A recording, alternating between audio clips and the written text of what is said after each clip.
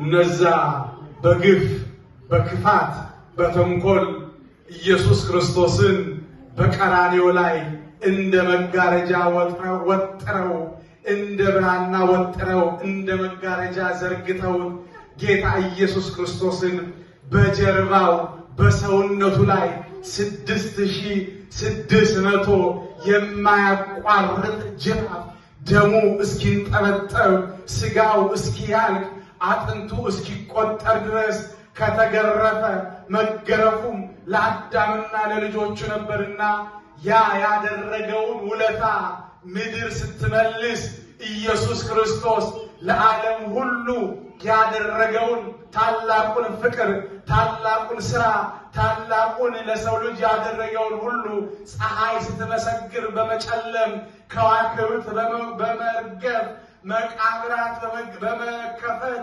በምድር ላይ ያሉ እጽዋቱ አዝርቱ ተራራው ሸንተረሩ የጌታ የኢየሱስ ክርስቶስ ያደረገውን ታላቅ ነገር በምስጋና ሰብህው ወበክህለቱ በምስጋና በሰጥታ ካደረገች በኋላ ኢየሱስ ክርስቶስ የእኛን ሥጋ ለብሶ እኛን ተዋህዶ እኛን መስሎ በተዋህዶ ከብሮ የድንግልን ሥጋ ይዞ ቀራንዮ ላይ መሰቀል ግድ ነበርና ያ በላቴና ያ የ33 ዓመት ጎልማሳ ኢየሱስ ክርስቶስ በመስቀል ላይ እያዳፉ እየገረፉ እየተፉበት የሸዋሂል ደፍተው የዘንግ አስጨብጠው አራቅተውት እናቱ እያለቀሰች ሐዋርያት ደረት እየደቁ ኢየሩሳሌም ቀራንዮ ላይ በሁለት ወንበዴዎች መካከል አንዱን በቀኝ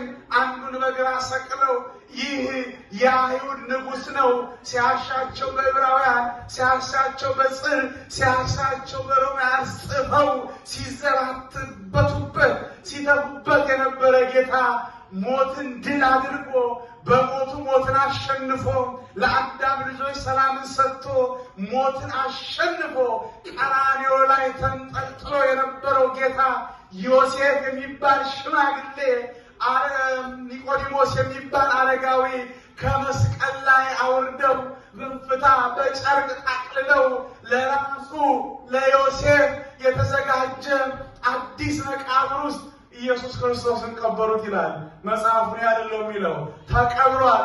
ነገር ግን አስቀድሞ ትንቢት ያናገረ አስቀድሞ ትንቢት ያሰራ ጌታ ነበርና ይትነሳ እግዚአብሔር ወይዘረው ጸሩ እግዚአብሔር ይነሳል፣ ጠላቶቹ አመድ ይቅማሉ። እግዚአብሔር ይወጣል ከመቃብር፣ ጠላቶቹ አፈር ይቅማሉ። እግዚአብሔር ብድግ ብሎ ይነሳል፣ ጠላቶቹ አፈር ይቅማሉ። ጠላትን እንዳትመለከት ሰይጣን ነው ያልኳቸዋለሁ። እግዚአብሔር ይነሳል፣ ጠላቶቹ አመድ ይቅማሉ የሚል ትንቢት ነበርና ይትነሳ እግዚአብሔር ወይዘረው ጸሩ እንደው እንደ ትንብ እንደ ጉምተን ነው እንደ ጢስበን ነው ጠላቶቹ የገረፉት የሰቀሉት የቀበሩት ድንጋይ የጫኑበት ጌታ ይነሳል። ሞቱ አይቀርም፣ በስብሱ አይቀርም። እሱ የእግዚአብሔር ልጅ፣ እሱ የማርያም ልጅ፣ እሱ አምላክ፣ እሱ ወልደ አምላክ ነውና ይነሳል የሚል ትንቢት ነበረ። በሌላ በኩል ደግሞ እንዲህ የሚል ቃል ነበረ። ወተንሳ እግዚአብሔር ከመዘልቃም ነዋ። እነሆ ጉሽ ጠጅ ጉሽ ጠላ ጠጥቶ እንደሚነቃ ጎልማሳ እግዚአብሔር ተነሳ። ከምን ከሙታን መካከል ከተቀበረበት መካከል መግነዙን ፍቱልኝ መቃብሩን ክፈቱልኝ ሳይል እነዛ ሾተል ጦር ይዘው የነበሩ አይሁድ ሊጠብቁት በቀበሩበት መካከል ወተንሳ እግዚአብሔር ተነሳ፣ ሙታንን አስነሳ። ወተንሳይኩ ተነሳው፣ ማንንም ሳያስነሳው ጌታ እግዚአብሔር ተነሳ የሚል ቃል ነበረ። የነቢያት ቃል ይፈጸም ዘንድ እግዚአብሔር ተነስቷል። እግዚአብሔር አስነሺ የለውም። አልዓዛር ሞተ፣ አልዓዛር ተቀበረ። አልዓዛር ሞቶ ሰውነቱ ሸተተ። አልዓዛር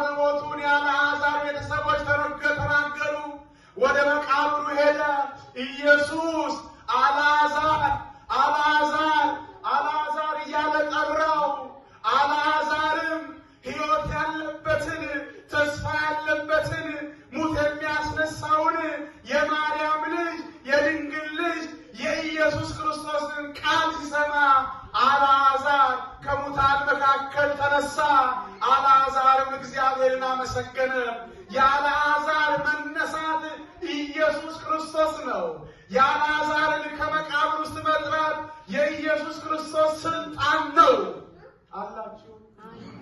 የኢየሱስ ክርስቶስ መነሳት ግን አስለቀለውም። ራሱን የተነሳው እግዚአብሔርነቱን ያስነሳው፣ ጌትነቱን ያስነሳው፣ አምላክነቱን ያስነሳው፣ የባህሪ ልጅነቱን ያስነሳው እሱ ከማንም የማያንስ እሱ ከሁሉም በላይ የሆነ ጌታ በራሱ ስልጣን ተነሳ። ሞትን አሸንፎ መቃብሩን ከፍቶ ተነሳ። ኢየሱስ ክርስቶስ የዓለም ሁሉ መድኃኒት፣ ዓለም ሁሉ የዳነበት እሱ ለሕይወታችን መብል የሆነው ጌታ ከሙታን መካከል ተለይቶ ተነሳ። ለምን ተነሳ? ለምን ተነሳ? ለምን ተነሳ? እኛ የሱ ነን። ቅድም ሰምታችኋል። አሁን እዚህ ጋር ያነበብኩትን ወንጌል ስርዓት ስለሚያዝ ነው። አባት ሆይ እነዚህ ልጆች ያንተ ነበሩ፣ የኔ ሆኑ፣ እኔም ያንተ ነኝ፣ እኔ እናንተ አንለያይም፣ እነዚህንም ከኛ ትለያቸው አለ ኢየሱስ ክርስቶስ ነው። አሜን። አይለየን። ከሱ ጉያ፣ ከሱ እቅፍ፣ ከሱ ጌትነት እሱን ከማምለክ አይለየን። አባት ሆይ እኔ እንደወደድኳቸው አለ አንተም ውደዳቸው። እኛ ተዋደን ነበር። እኔ ከደቀ መዛሙርት ጋር ተዋድጄ እንደነበር አንተም ከኛ ጋር እኛን ወድሃለን፣ አንተንም ወደናል አለው ኢየሱስ ክርስቶስ ነው። ዮሐንስ ወንጌል ምዕራፍ 17 ከቁጥር 1 ጀምራችሁ ቤታችሁ አንብቡት። ጸሎትም ነው። አባት ሆይ አለ። እስቲ በሉ አባት ሆይ፣ አባት ሆይ፣ አባት ሆይ። እንዲህ ብሎ ያለ ጌታ እንዳትለያቸው። ከምኑ እንዳትለያቸው? ከትንሣኤው። በሞቱ እንሞታለን፣ በትንሣኤው እንነሳለን። በስስን አንቀርም። ልክ መላእክት ነጭ ለብሰው እግዚአብሔርን እንደሚያመሰግኑት እያመሰገንን አንድ አድርጋቸው። በምኑ? በትንሣኤው። በማን? በኢየሱስ ክርስቶስ። እሱ ሞቷል፣ ተነስቷል። እኛም እንሞታለን፣ እንነሳለን። ተስፋ የምናደርገው የምንደክመው ለትንሣኤ ዘጉባኤ ነው። አምላካችን ከሙታን መካከል የለም፣ ባዶ ነው። የዛን ጊዜ አንዲት ሴት 7 አጋንንት ያወጣላት ሴት ሄዳ መቃብር አየች። ዳግማ ትንሣኤ ደግሞ ይባላል። ሁለተኛ መነሳት ኑሮት አይደለም። በዮሐንስ ወንጌል ምዕራፍ 19 ምዕራፍ 20 ከቁጥር 19 ስትመለከቱ ወደ ተዘጋ ቤት ነው አለ እኮ ጌታ። ተሰብስበው ሳለ ተዘግቶ ምንም ጭላንጭል መብራት ሊያስገባ በማይችልበት ለሰዓት ላይ ጌታ ኢየሱስ ክርስቶስ በመካከላቸው ቆመ ይላል። በሕይወታችሁ መካከል እሱ ይቆም። እሱ የሌለበት ትዳር ባዶ ነው። እሱ የሌለበት ሕይወት ባዶ ነው። እሱን አስገቡት። ከብለት ሁልጊዜ እነግራቸዋለን፣ አትሰሙም እኮ ችግሩ። እግዚአብሔር የሌለበት ሕይወት ባዶ ነው። ባዶ ታውቃላችሁ። እግዚአብሔር በሕይወታችሁ ይኖር። አሜን። በመካከላቸው ቆመ ይላል። አላዩትም። ይደንቃል እኮ ጌታ። የት ነው ያለው እግዚአብሔር? በየት ነው የሚገኘው እግዚአብሔር? ከምስራቅ ከምዕራብ፣ ከሰሜን ከደቡብ፣ ከየት ውስጥ ነው ያለው እሱ? ባህር ውስጥ፣ ቀላይት ውስጥ፣ የብስ ውስጥ፣ ተራራ ውስጥ የት ነው ያለው? እግዚአብሔር ሙሉ በኩልህ ነው። የሌለበት ቦታ የለም። ለዓይን ጥቅሻ ፊቱን ከኛ ያዞርን የጠበቀን የማይለየን አምላክ እግዚአብሔር ክብር ምስጋና ይድረሰው። በመካከላቸው ቆመና ሰላም ለእናንተ ይሁን አላቸው። ከሰላም በላይ ምን አለ? ዓለም ዛሬ የተጨነቀችው የጠበባት የተብላላችሁ የምትብላላው የምትገዳደለው የምንገዳደለው የምንቦጫጨቀው ሰላም በማጣት ነው። የዓለም ሰላም አፈሙዝ ነው። የክርስቶስ ሰላም ግን እውነተኛ ሰላም ነው። እውነተኛውን ሰላም አይለየን። ሰላም ለእናንተ ይሁን አላቸው። በተዘጋ መካከል ገብቶ እዩኝ አላቸው። እጄን ዳሱኝ፣ አይሁድ የወጉኝ ነው። እግሬን ዳሱኝ፣ ሳዶርና አላዶር የሚባሉ ሚስማሮች የገቡበት ነው። ራሴን ተመልከቱን። በግፍ አይሁድ ክንድ የሚያክል ሾክ ሰርተው በጭንቅላቴ ላይ ያስቀመጡበት ነው። ጎኔንም ዳሱት። በጦር ለንጊኖስ የሚባል የወጋኝ ነው። አይተው ደሰሱ። ጌታ ሆይ ጌታ ሆይ አባት ሆይ ብለው አቀፉት። ያ የሞተው አምላክ ተነስቷል። ያ የሞተው ጌታ፣ ያ ከድንግል የለበሰውን ሥጋ ይዞ የመጣ የጌታ ሞቷል። ግን ሞቶ አልቀረም፣ ተነስቷል። ልጆቼንም ከነሱ ጋር ደምራቸው። ከምኑ ጋር? ከትንሣኤው ጋር። አሜን። ይደምራል። ከትንሣኤው ጋር መደመር የክርስትና ጠባይ ነው። ከትንሣኤው ጋር መኖር በኋላ ተስፋ የምናረጋትን መንግሥተ ሰማያትን ማለም ነው። ቶማስ የለም ነበረ፣ ዲዲሞስ ይለዋል ቶማስን። ዲዲሞስ የተባለ ይጠራል። ቶማስ የለም ነበረ፣ ወጥቶ ነበረ። ጌታ እኮ ተነሳ አሉት። ጌታ ተነሳ፣ ጌታ ተነስቷል ሲሉት ጊዜ አላምንም አለ።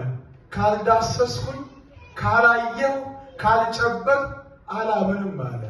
እናንተ አይታችሁት ያመናችሁት እግዚአብሔርን ሆይ እኛ ሳናየው አመን፣ ሳንጨብጠው ዳሰስነው፣ ሳናየው አቀፍነው፣ ወደድነው፣ አከበርነው፣ ወደንም ጌትነት ተቀበልነው።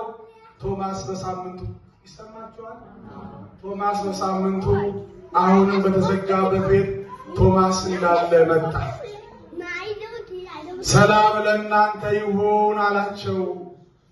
ቶማስ አምጣ እጅህን ወደ እጄ ክተት፣ ዳሰኝ፣ ይኸው እኔ ነኝ። እጁን ዳሰሰው፣ ጎኑን አየው፣ እግሩን አየው። እነዛ 5 ሚስማሮች ቸንክረውታል፣ አቁስለውታል። ሳዱር ይባላል አንደኛው ሚስማር። አላዶር፣ ዳናት፣ አዴራ፣ ኤሮዳስ የሚባሉ እነዚህ ሚስማሮች ወግተውታል። ሰውነቱ ደክሟል። ኢየሱስ ክርስቶስ እንዳሰሰው ተቃጠለ። ቶማስ መለኮትነቱ ወደ ኋላ የለ። ጌታዬ ብሎ ጮኸ ይላል መተርጉማን። አመነ።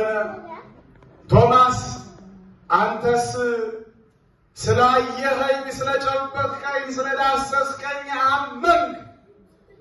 ሳያዩኝ የሚያምኑ ግን ብፁዓን ናቸው።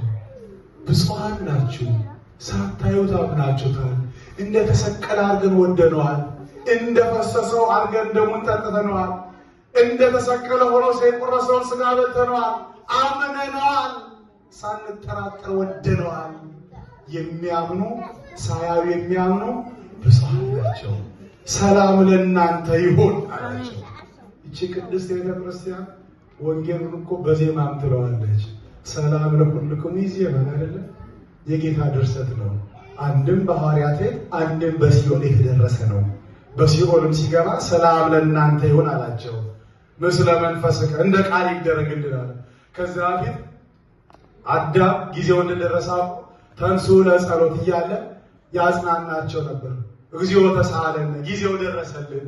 ልክ ክርስቶስ መጥቶ ሰላም ለኩልክሙ ሰላም ለእናንተ ይሁን ሲላቸው ምስለ መንፈስከ እንደ ቃል ይሁንልን። ትንሣኤው ይሄ ነው። አሁን ማዘን የለም። ጌታ ከመቃብር ተነስቷል። ባዶ ነው፣ የለም። የተቀበረበት፣ የተከፈለበት፣ የታሰረበት ጨርቅ የለም። ተፈተዋል። እግዚአብሔር ሁሉ ክብር ውሰደው። ብዙዎቻችን መቃብር ውስጥ አለን። አሁን በኃጢአት መቃብር በመክፈል በጫቄት ተጠቅሎ ያልተፈታ ታስረን ያለን ግን የምንቀሳቀስ እግዚአብሔር ከዚህ ይፍታል። የስማነውን በስነ ልቦናችን ያሳድርብን። ከድንግል ማርያም ረድኤቷን በረከቷን ያሳድርብን። ትንሣኤ አይደለ ዛሬ? እስቲ ልብላችሁ እግዚአብሔርን አመስግኑ።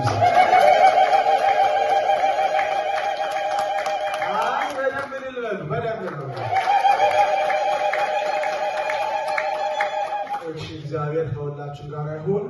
ዛሬም ትንሣኤ እስከ 55 ቀን ሮብ የለ ዓርብ የለ። እንደው ሰፋ ብላችሁ ወንበሩን ሁሉ 2 ለ1 እናደርገው እንችላለን።